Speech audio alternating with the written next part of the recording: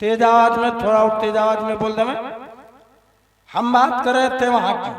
जय घोष कर दीजिए, प्रेम से बोलिए कृष्ण चंद्र योगीराज की जय हो। जब तक तुम बोलोगे नहीं हम जलपान नहीं करेंगे। तो राजा दशरथ जी ने सोचा ये दोनों जलपान नहीं करेंगे। राजा दशरथ जी ने अपना हाल बताया। हे महामती, हे महीमते, मैं श्रवण नहीं हूं, दशरथ हूं। ओ तो बेचारा परमारथ हूं, मैं एक अभागा स्वार्थ हूं।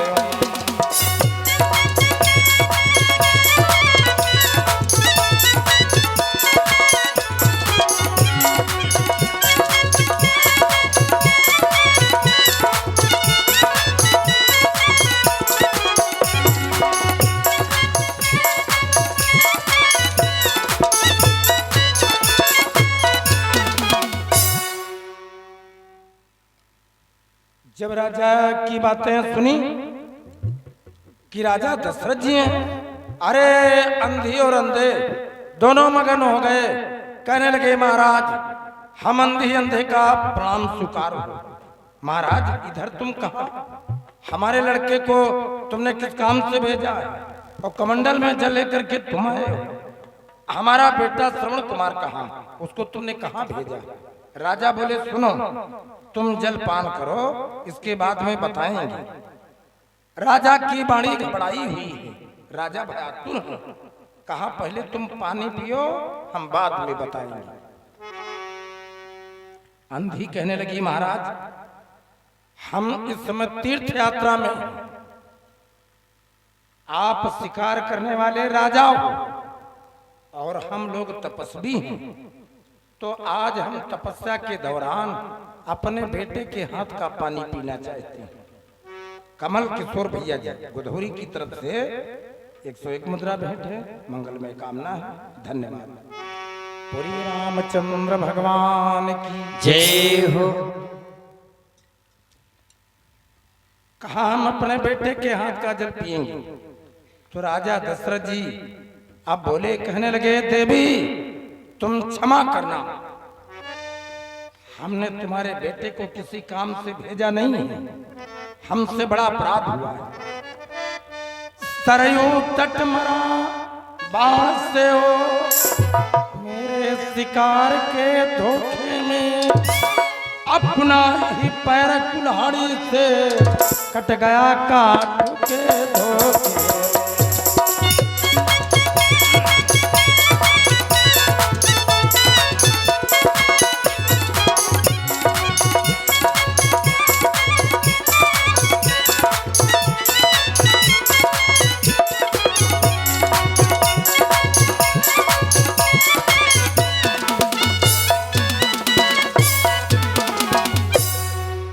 जैसे अंधी ने सुना बड़े जोरों से चिल्लाने लगी, उसी कान में लुढ़क गई, अपने बालों को उखाड़ने लगी, अपने वस्त्रों को तार तार करने लगी, चिल्लाने लगी।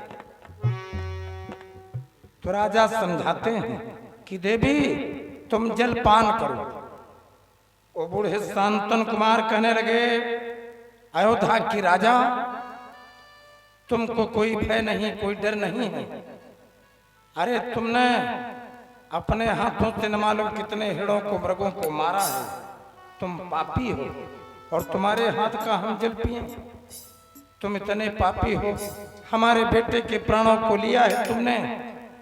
अब हम अपने पुत्र के हत्यारे के हाथ का जल पान करें? उस जल को पी करके हम जिंदा रह करके करेंगे क्या? हम अंधे की हाथ की लकड़ी को तुमने छीना है। अब हम लोग तो ऐसे अंधे तड़प तड़प करके मरेंगे, हम जीवित रह करके करेंगे क्या? हमारे बेटे के प्राणों को तुमने लिया है, हम तो निर्जल ही प्राण तजना चाहते हैं।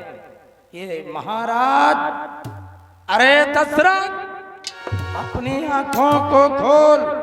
अयोध्या नरेश तू है राजा, लेकिन हमारा तो राज्य सूना हो गया।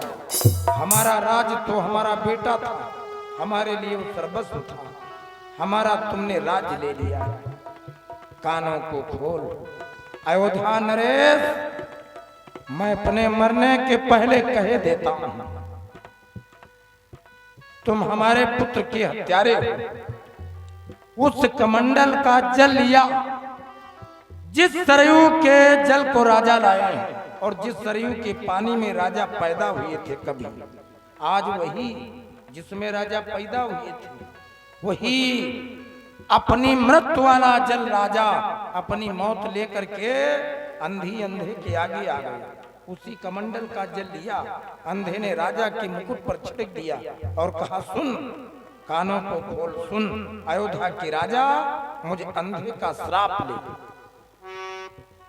अंधे शांतन महाराज जी बोले, जिस तरह बुढ़ापे में मरता यह अंधा पुत्र चिंतवन में, बस उसी तरह मर जाओगे दशरथ तुम भी चौथे पल।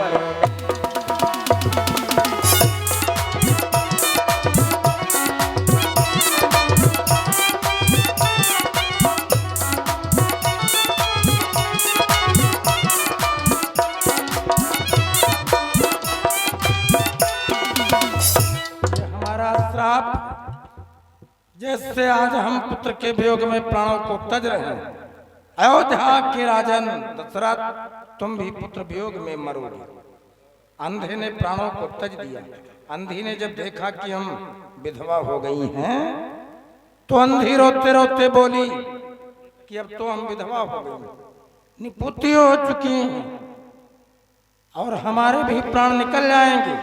तो पुत्र का शरीर पड़ा है सरयू के किनारे, हम लोगों के प्राण निकलने वाले यहां। उसने राजा को श्राप दिया कि दशरथ इस विधवा का श्राप लो, इस विधवा का श्राप स्वीकार करो।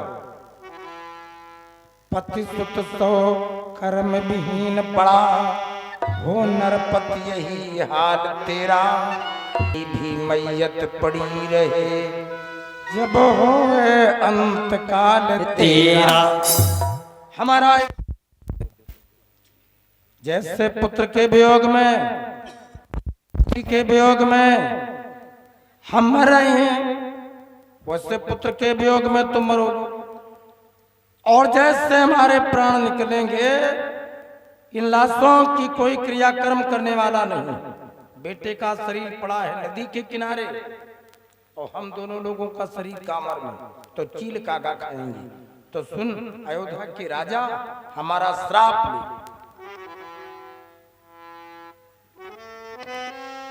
पति सुत सौ कर्म विहीन पड़ा हो नरपति, यही हाल तेरा और तेरी भी मैयत पड़ी रहे जब होए अंत काल तेरा।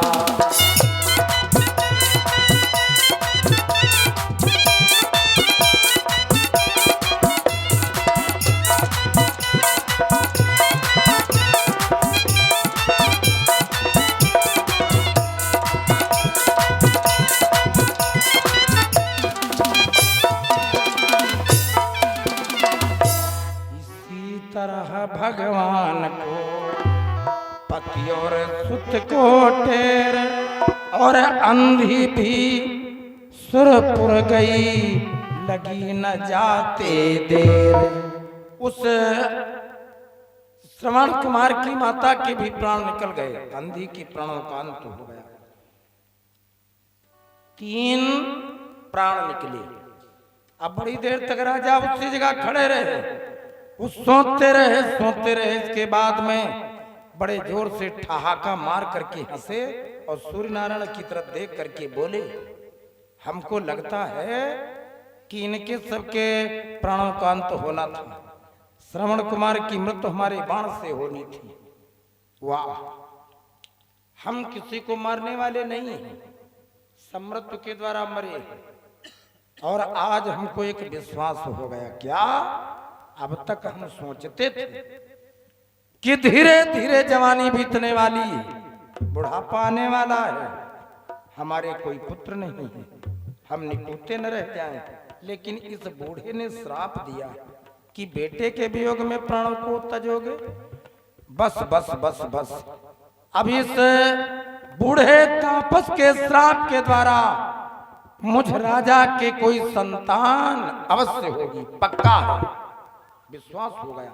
तो सूर्य नारायण की तरफ देख करके बोले, हे भगवान भास्कर, अगर ये श्राप मिथ्या भी होने को हो तो तुम झूठा मत होने देना। इस अंधे तापस के श्राप के द्वारा मुझे पुत्रहीन राजा की संतान होगी। ये विचार कर लिया। अंधी के प्राणों का अंत हो गया। राजा ने देखा कि ये दोनों शांत हो गए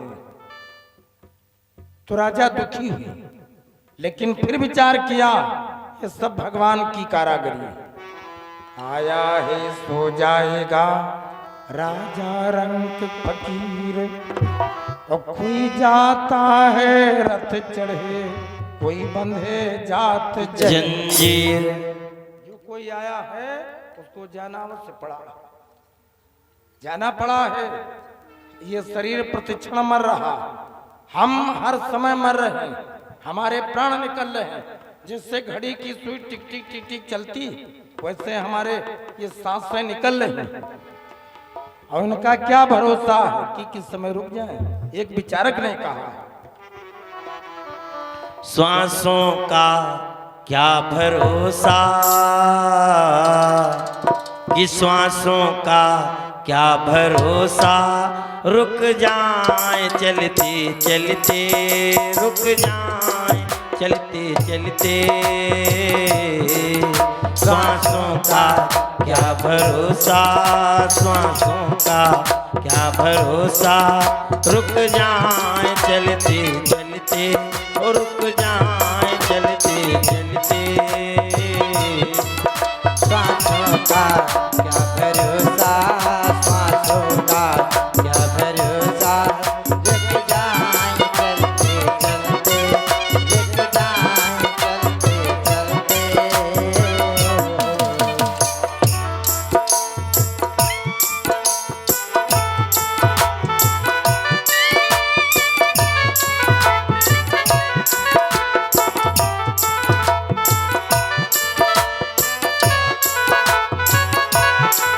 जाए चलते चलते, रुक जाए चलते चलते। श्वासों का क्या भरोसा, रुक जाए चलते चलते, रुक जाए चलते चलते।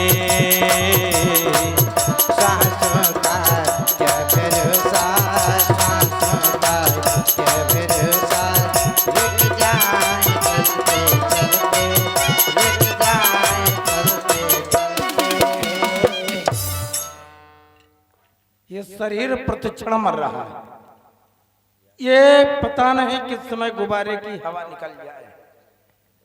तो देखिए, बड़े विचार की बात है।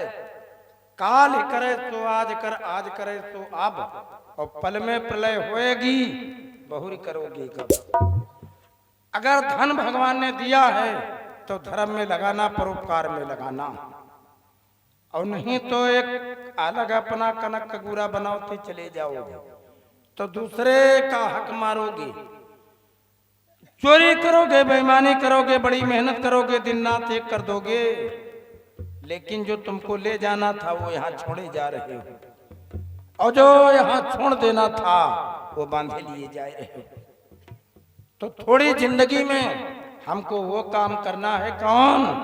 जो सच्चा है।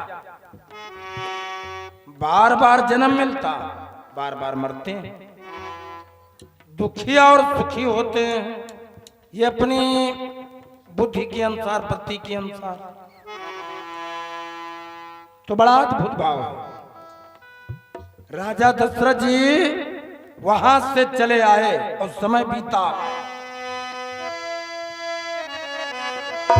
हो गया जवानी का जब पानी, और बुढ़ापा आया है, तो चार कमल खिल गए भूपों की, चार कमल खिल गए भूपों के, कुल सरवल के पानी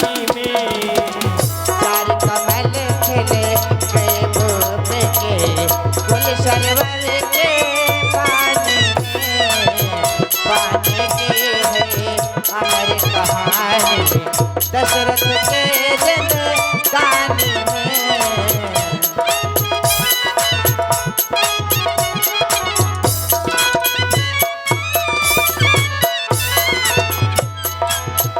कैकेयी ने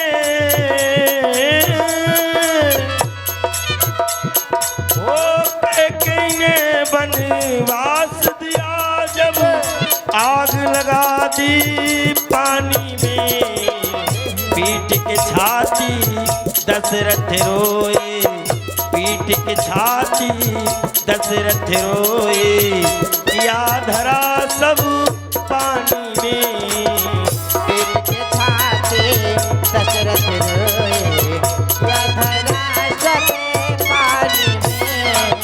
पानी की है अमर कहानी दशरथ के जिंदगानी में। राम गमन बन सुना भूप ने, आंखों से निकला पानी।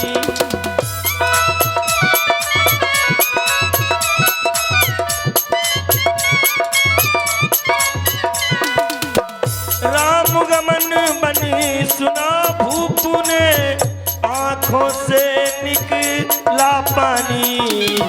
पानी का तन एक बुलबुला, पानी का तन एक बुलबुला, आज मिल गया पानी में। पानी का तन एक बुलबुला, आज मिल गया पानी में। पानी की है अमर कहानी दशरथ के जिंदगानी में। वो पानी की है अमर कहानी दशरथ की जिंदगानी में। देव और मानो पशु पक्षी, देव धनुष मानो पशु पक्षी, जीते मरते पानी में। देवधनुष मानो पशु पक्षी, जीते मरते पानी में।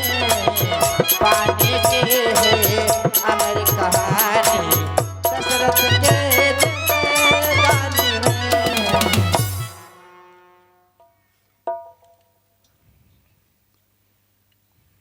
पानी का तन एक बुलबुला, आज मिल गया पानी में। धीरे धीरे राजा का बुढ़ापा आ गया और आज कथा जो सुना रहे थे उसी कथा पर ध्यान दीजिए। बात क्या थी? तापसो अंध श्राप स्तुति आई, कौशल्य सब कथा बुझाई।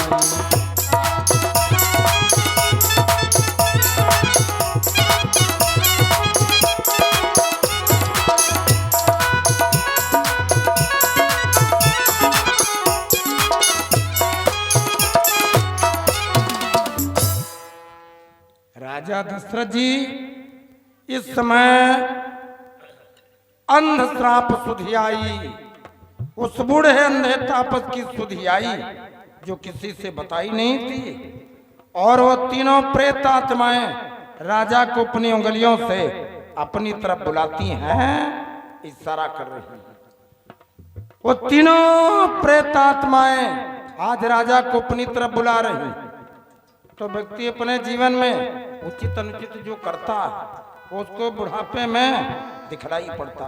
जब वो चिल्लाता याद करके वो दिखाई पड़ता, उसको सन्निपात बोलते हैं, उसको स्वप्नावस्था में बोलते हैं। तापसुंध श्राप सुधि आई, और कौशल्य सब कथा बुझाई।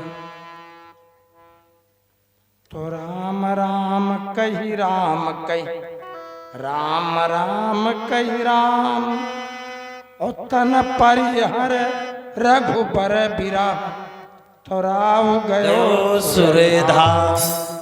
राम राम कही राम कही, राम राम कही राम, और तन परिहर रघुबर बिरा, राव गयो सुरधाम। राजा दशरथ जी ने वो वही कथा सुनाई। कौन? अपने जीवन की। इसलिए तुलसीदास जी लिखते हैं कि तापस्यंध श्राप सुधियाई और कौशल्य सब कथा बुझाई। मृतलोक में जो कोई आना पड़ा है उसको सबको जाना पड़ा है। जिसने जन्म लिया है उसको मरना पड़ा है। ये कहा गया है, आया है सो जाएगा राजा रंग फकीर। अब कोई जाता है रथ चढ़े, कोई बंधे जात जंजीर। तो हम लोग क्या करते हैं? हम लोग क्या करते हैं? ये दिन रात अपनी कर्म रूपी जो चूनर है, इस चूनर को साफ करते हैं और गंदा करते हैं। तो बहुत साफ करने में लगे, बहुत गंदी करने में लगे। ये मृतलोक हमारा मायका है, भगवान का परम धाम, ससुराल का रूप है। तो जैसे किसी कन्या की, किसी लड़की की पूरी जिंदगी वो कुंवारेपन में मायके में कटती नहीं, विवाह होता ससुराल को जाना पड़ता है। तो ससुराल में उसकी सास ससुर, उसका पति उससे पूछताछ करता है, हे तुम लोग क्यों बातचीत कर रहे हो? एक तो कथा में चाय बाटे लगे बात कर